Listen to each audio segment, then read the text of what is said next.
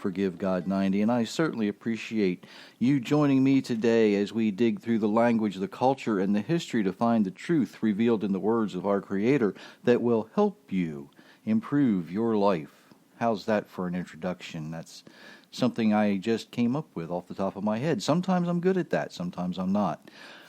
We've been speaking in the last couple of episodes about the economy and how we affect the economy, whether we have money or whether we don't have money. And today I want to look at some situations between employers and employees, because we have this concept today that to make money in the United States, we have to have a job. So when we have a job, we sometimes mistakenly think that even people who work for themselves, the self-employed, so to speak, work for themselves, but they don't. They technically work for every person who pays them. They have tougher people to work for often than their employees do. And we need to examine what that should look like biblically, because I'm going to be honest and tell you right up front that we do not have a biblical employment society. Okay? And the first thing I want to look at for that is, what does employment look like in the Bible? And we say, well, there's employees in the Bible. Well, yes, of course there are. There's, everything we do today is described in there. And when we run into questions and problems, we say, well, how come it's like this? And most of the time the answers can be found in your scripture. The early on employee-employer relationship is often described as servitude, serving others. It's not always like we think of it today. And when we look in the Bible, we look back to Genesis. The first time we see the word servant is in Genesis 9:25. He said, "Cursed be Canaan, the servant of servants. He shall be to his brethren." Now, the servant of servants, in this context, the word ibad in Hebrew is servant. It means to be in bondage, typically a male servitude, male bondage type thing. And it's not describing what you think it may be describing. Now, the only thing this is referencing is that this particular person will always serve. Always, consistently. Okay, that is what it is describing. It doesn't mean that they're always going to be slaves. It doesn't mean that they're always going to be the downtrodden. It doesn't mean anything like that. It simply means that they will always be serving others. Now, sometimes servants seem to be on top. When you do it very well, you look back at the butler-type situations in some households, and we realize that a lot of times it seems that even though the owner of the house, the owner of the business, the one with all the money is running things, it oftentimes falls to the servants to actually keep the household functional. They are the ones that are responsible for making sure that the place is clean, making sure that it's suitable for guests, making sure that the meals are cooked, making sure. All the owner of the home does is provide the finances for the function of the home. Okay? So they are consistently serving.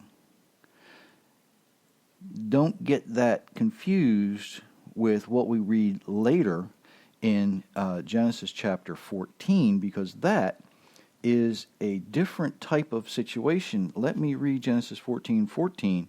When Abraham heard that his brother was taken captive, he armed and trained his servants born in his own house, 318, and pursued them to Dan. He divided himself against them, and he and his servants by night, and he smote them and pursued them into Horeb, which is on the left hand of Damascus. This is a different word. And we need to be careful in description here, because The Hebrew word yalid, or yalid, however you want to pronounce it, actually means descendants. Now, we know that at this time, Abraham didn't have children, okay? He didn't have 318 children at this time. What he had were the people who were in his employ, described as servants in the King James Bible, or in Hebrew, a more likely term is he treated them as his descendants. Okay, that's why it's described that way, because this was his relationship to the people who worked for him. He treated them as his children and grandchildren. He treated them as his family. Now, in the United States today, in our society, how many employers treat their employees as their family? Not very many, is there?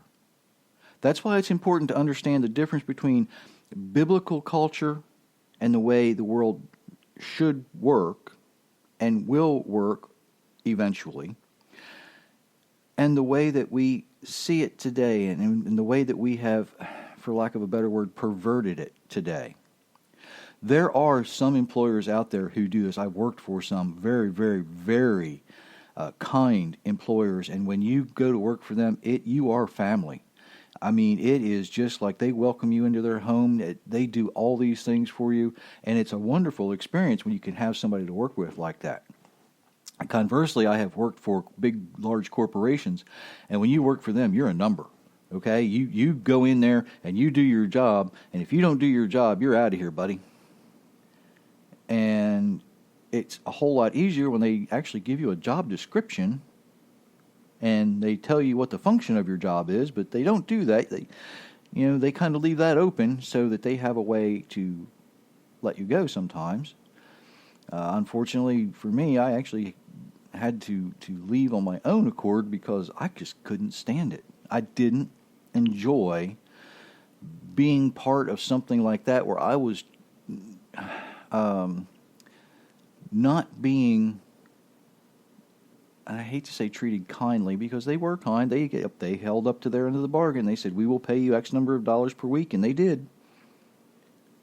But what they didn't do is provide a job description that was achievable. It was so vague that even they didn't know how to tell me what to do. And when you're functioning in that vagueness, it's very, very difficult because you don't know when you're being micromanaged how the person who is responsible for you doing your job is going to view you doing your job. But in a more family situation, where you have your employer saying, you need to move this product from point A to point B, or you need to make sure that this service is completed. However you want to say that, you have a definite description, and that's what Abraham that's what Moses is describing in Genesis 14:14.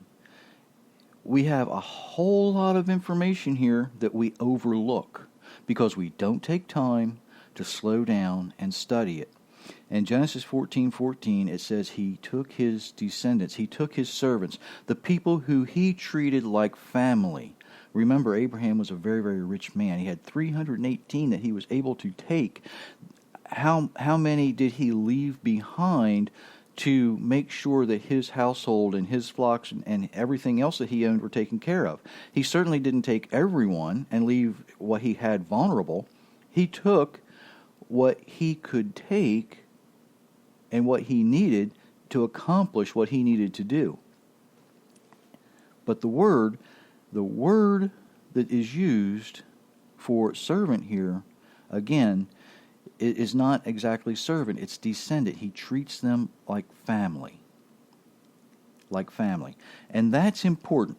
That's really, really important, because when we look at the dynamics between employer and employee, that's the way it should work, and that's the way that it will work the best. Anything else is dysfunctional.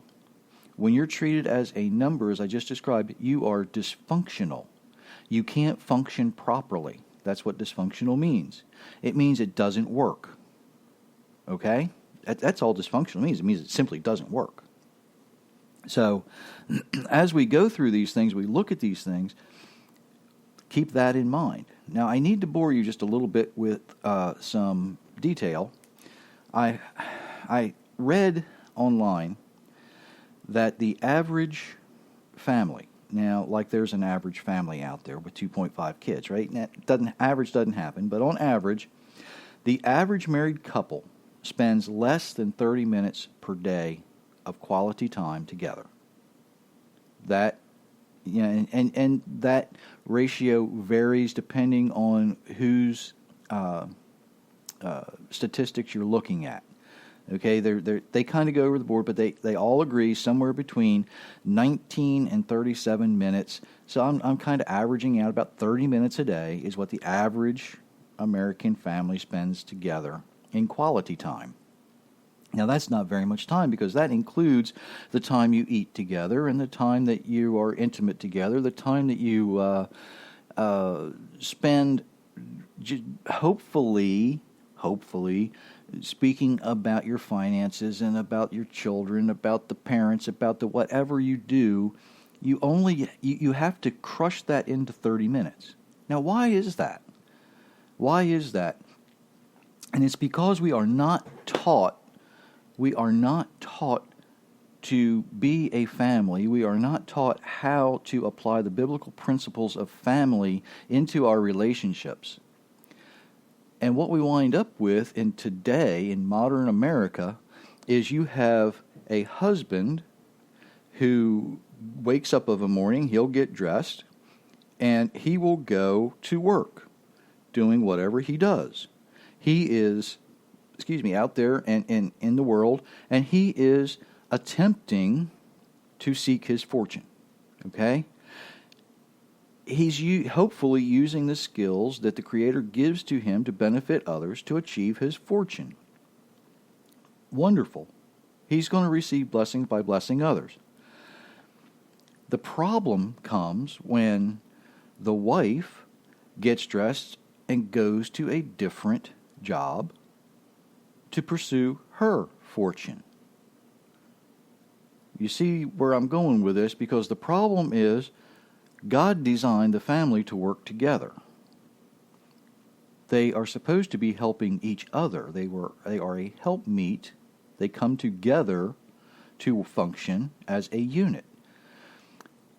Oftentimes, the gentleman, if he's in any type of supervisory position, has people that he is responsible for that are helping him achieve his fortune. Sometimes these are females, and the female may be married to somebody else, but instead of helping her husband, she's helping this gentleman to achieve his fortune. The first guy, his wife's going somewhere. She might be helping somebody else's husband achieve their fortune, and they wonder why most affairs and adultery occur at the workplace. It's because the husband and wife are not spending any time together. They are seeking separate goals. They're not seeking the same goal. And you say, well, I can't work with my husband. I can't do the things he does. I can't. Okay, I get that. Today's society, we have maybe the one spouse is a UPS driver and they're out delivering packages. The other spouse may be, they may be a doctor, a lawyer, they may be something else, and they're doing their thing. What I'm saying is, when do you come together for your family? When do you, like Abraham, gather the people in your family to go fight a family battle? And I don't mean each other either. When do you come together as a family? We see it so often in hospitals. My wife works in a hospital, and I see it so many times. It isn't until somebody is deathly ill that family will finally put aside their own fortune seeking, and they will come together to battle as a family. Not within the family, but as a family. And we wonder why God allows illness in this world. Think about this. If it's the only way He can bring a family together, is He going to use an illness to bring a family together? When a grandmother spends hours on her knees in prayer to bring her family together, do you think she is willing to put her life on the line? Absolutely, she's willing to put her life on the line to bring that family together. God is not punishing anybody. He's not doing anything other than answering that prayer. You want your family together, ma'am? This is what we got to do to make it happen, because this is how they react to society today. They're not living biblically because they're not taught to live biblically. Pastors, if you're not teaching proper biblical edification in your churches, shame on you. You know, I get hammered a lot for bashing churches. I'm not bashing churches. I'm bashing pastors most of the time because they're not teaching what's in the Bible. They're teaching doctrine. They're teaching something other than what they should be teaching. And that's a shame. That's a shame. But if you're not instructing your congregants, the people who are listening to you, about these things, if you're not telling them how they should live, if you're not, when a couple comes to you and wants to be married, if you're not counseling them straight out of Scripture and saying this is what a marriage should look like, and you need to watch out for these problems, I'm sorry, Pastor, but you're failing at your job. You really are. And it's a shame, because it's so easy to look in the Bible and see the way God designed us to function, so that we work together, so that we are able to work, so that we can come together, we can have a family that spends more than 30 minutes a day on average. Now, my wife and I'm proud to say, are well above average. Like I say, we have been able to spend far more time. She working at the hospital. She's up early. We spend more than 30 minutes together every morning drinking our coffee than most couples apparently spend together all day long. Now, she works 12 hours a day, and that's kind of tough, because when she comes home, she's tired. And all she really wants to do is, she wants to hit that wind down button for a little while, and that's fine. I give her that time. And then for a little while, it's this happened. What do we need to do to deal with whatever issue may be, or how do we celebrate whatever we need to celebrate? And that's a good thing. I look at Scripture and I say, you know what? We are doing the best we can at this particular point in our lives to live as biblically as we can. And quite honestly, I've said before, she is the healer. She's the caregiver. She's the one who wants to make sure that people are comfortable. I am much more, let's just put it this way. I am not the person you want to care for you. Okay, I can pray with you. I can offer you some scriptural words. I can teach you and show you why things happen and how things happen. But when it comes to me making you feel better physically, I am not that person. Trust me, you do not want me caring for you. You don't want me changing your bed linens. You don't want me helping you out of bed and walking around.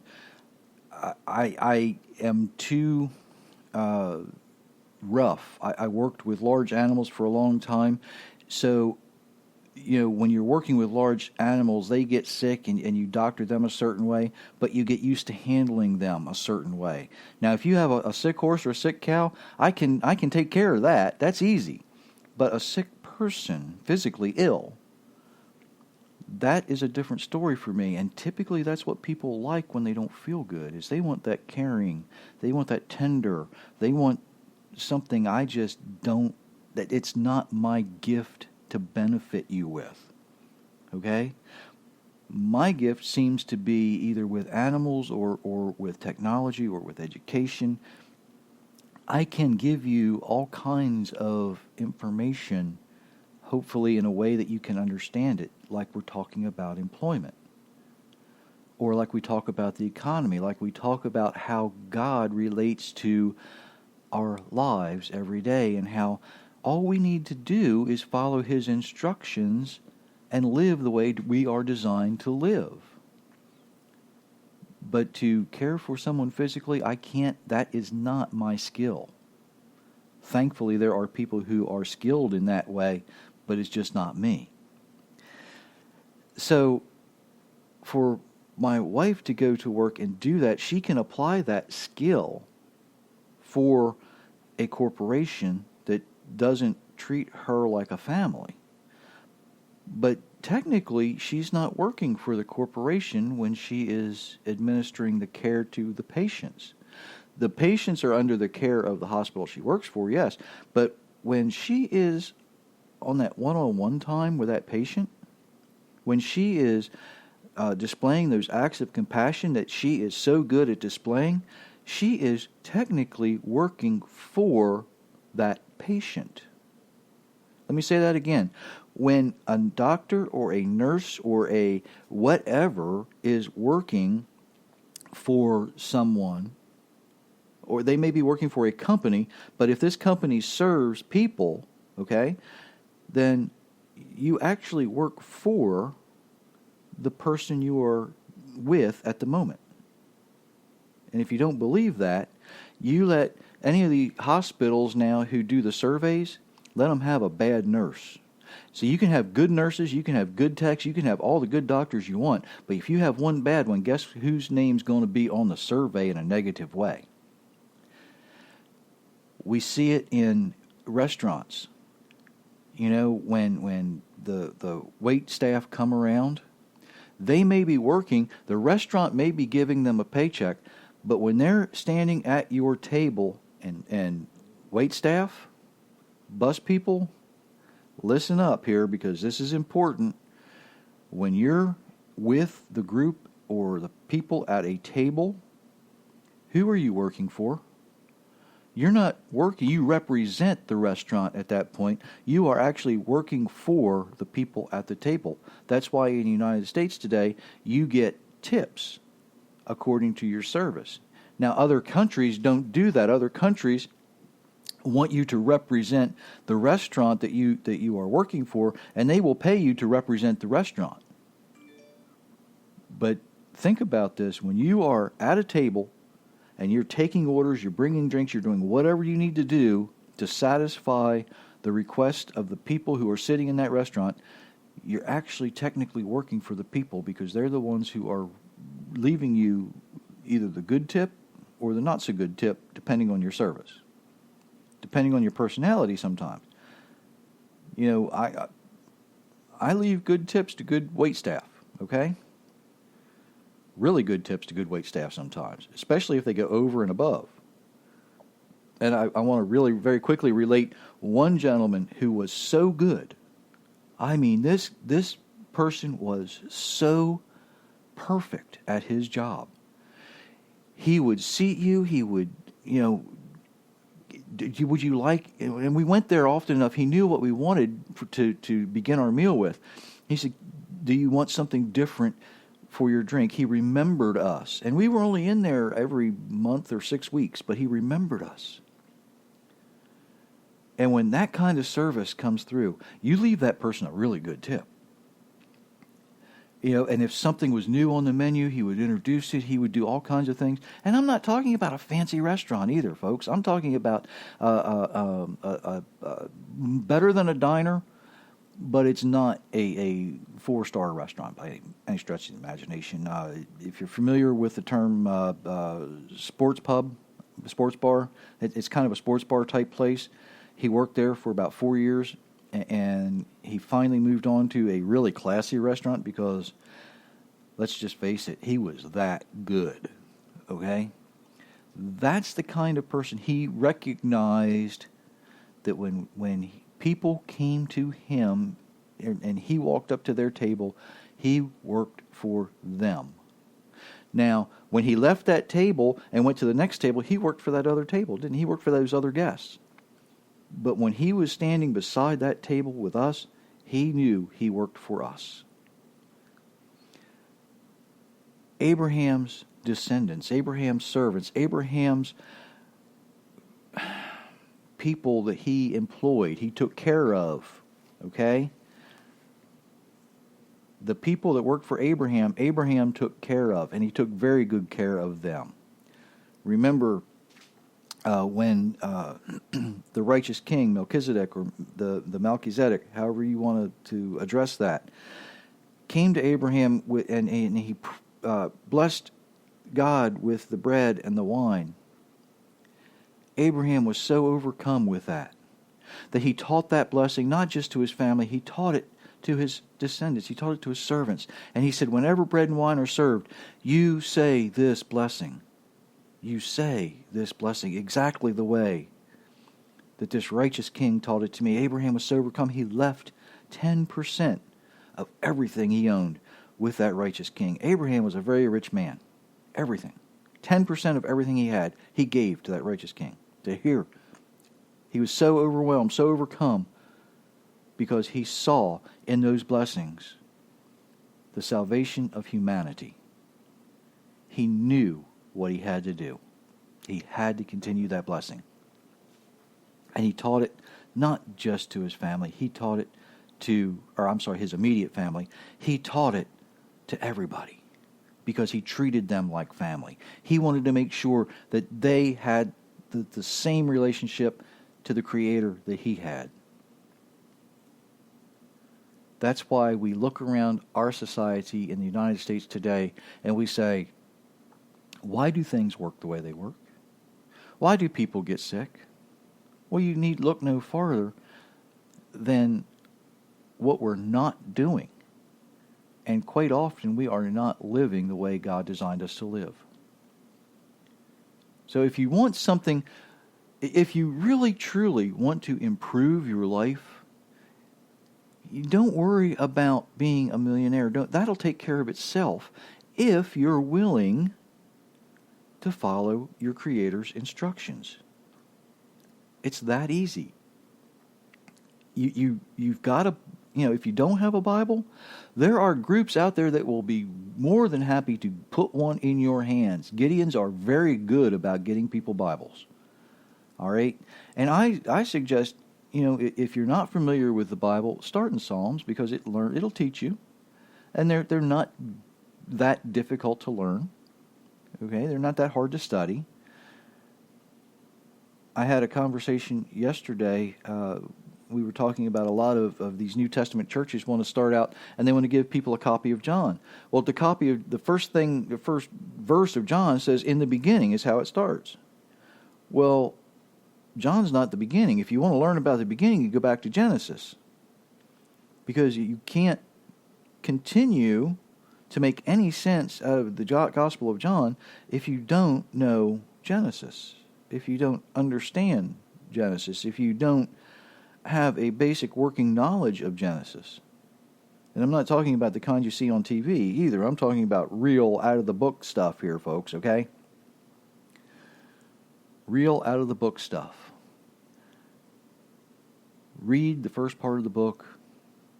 Understand how we are to live, because that's what it is. It is instructing us in how we are designed to live.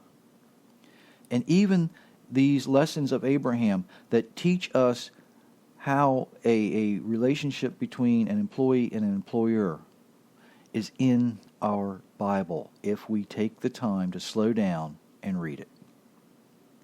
Just slow down and read it.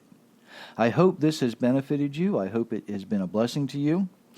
And quite honestly, I am going to stop right here, and next time we meet, hopefully have something exciting for you. I have some things on the horizon that I think are going to be exciting, and until then, have a wonderful and blessed